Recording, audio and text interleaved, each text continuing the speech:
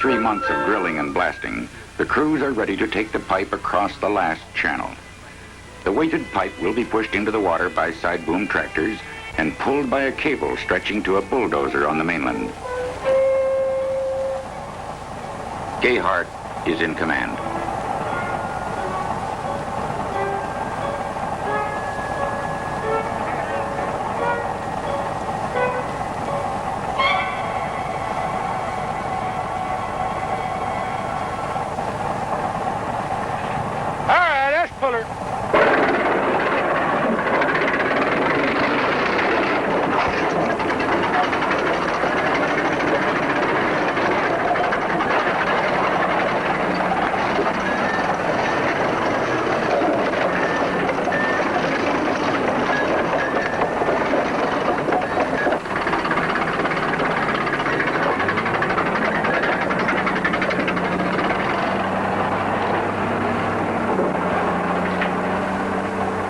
Concrete weights will hold the pipe on the bottom of the river. This section weighs 200 tons.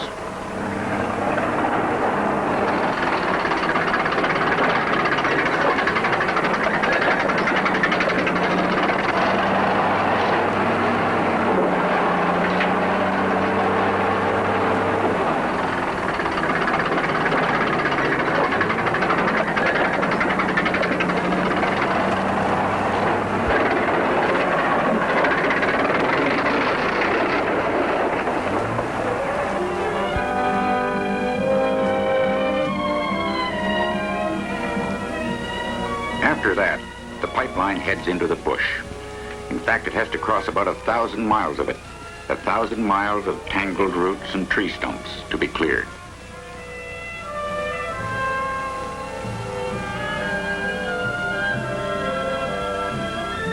Under the 1,000 miles of bush lie 1,000 miles of solid rock and muskeg. And the country has so many rivers you can't tell one from another. This country is the Laurentian Shield, the great rocky barrier that separates Western Canada from Eastern Canada.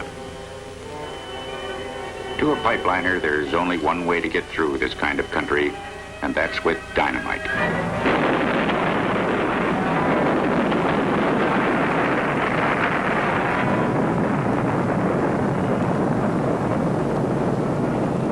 This is the section built by TransCanada for the Northern Ontario Pipeline Crown Corporation.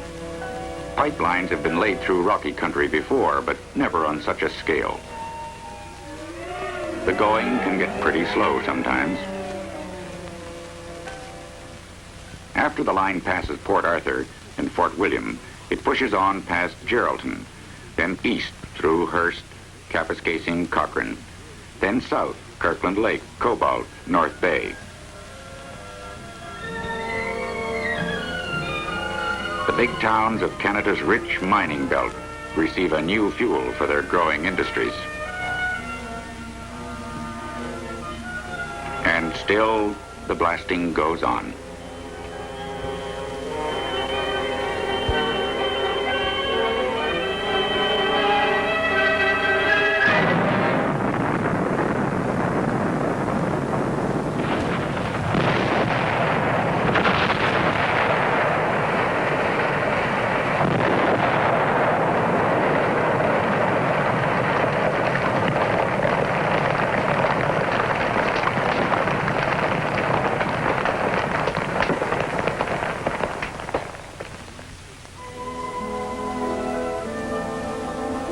Southern Ontario. In the summer of 1958, the TransCanada pipeline passed the 1,800-mile mark and went into the final stretch. The gas from Alberta is now on the threshold of its largest intended market, the industries and densely populated cities of Ontario and Quebec. When you get close to a city, your most frequent obstacles are the roads you have to pass under or over. Not only do you have to protect the pavement, but there's a lot of traffic that'll get held up if you don't get across and out of the way quick.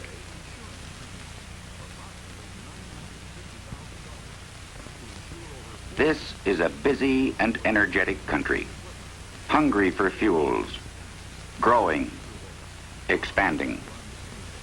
The fastest growing city in Canada is Toronto.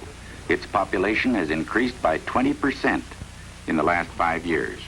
It has acquired 500 new factories, both large and small, in the last 10 years. Toronto is Canada's largest and fastest growing market for natural gas. Montreal, the largest city in Canada. Montreal already has 240,000 customers using its gas service. Montreal's growing population is expected to increase its demand for gas more than 5 times by 1962. Why? The answer is easy. Industry. The use of natural gas by a wide variety of industries is assured. Canada is a mining country.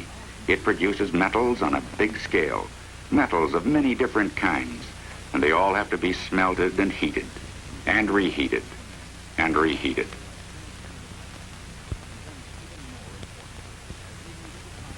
Natural gas is clean, versatile, more easily controlled, and provides a uniform heat. Natural gas, an adaptable source of power, is usable in countless untold ways. For example, in the processing of pulp and paper, the largest industry in Quebec and Canada's greatest export. The making of turbojet engines, the spinning of miles and miles of wire, the manufacture of chemicals. All these and many more are becoming large users of this economical fuel of the modern age, an age which values convenience and clean efficiency and recognizes natural gas as one of Canada's most valuable resources. In a country where the heating of homes is so important, natural gas is the preferred fuel. And what has the building of this line been doing for Canada's economy? Take the actual job of construction. Up to 5,000 men, nearly all Canadians, were employed during the 3 years required for construction. About $375 million will have been spent to build and complete the pipeline. Then the pipe itself. Pipe manufacture in Canada has had a shot in the arm.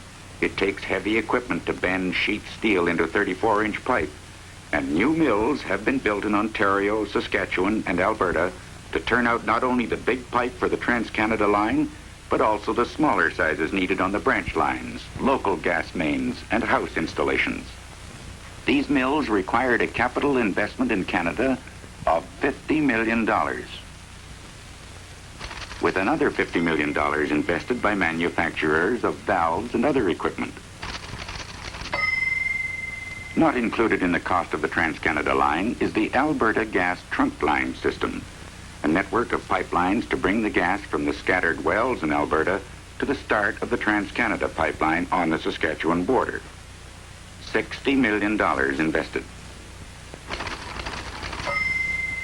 Also in Alberta, the brand new petrochemical industry that is springing up around the gas fields will furnish raw materials for the manufacture of plastics, nylon, synthetic rubber, newsprint, fertilizers, and many other products. An industry that will require a capital investment of $100 million in a very few years. All along the length of the pipeline, thousands of miles of new gas lines are being installed in cities and towns. An investment of $200 million. Finally, the continued drilling for more oil and gas to keep the pipelines supplied is going to go on for a long time. $200 million will be spent in just the next 2 years. That makes a grand total of $1,035 million. Better than $1 billion.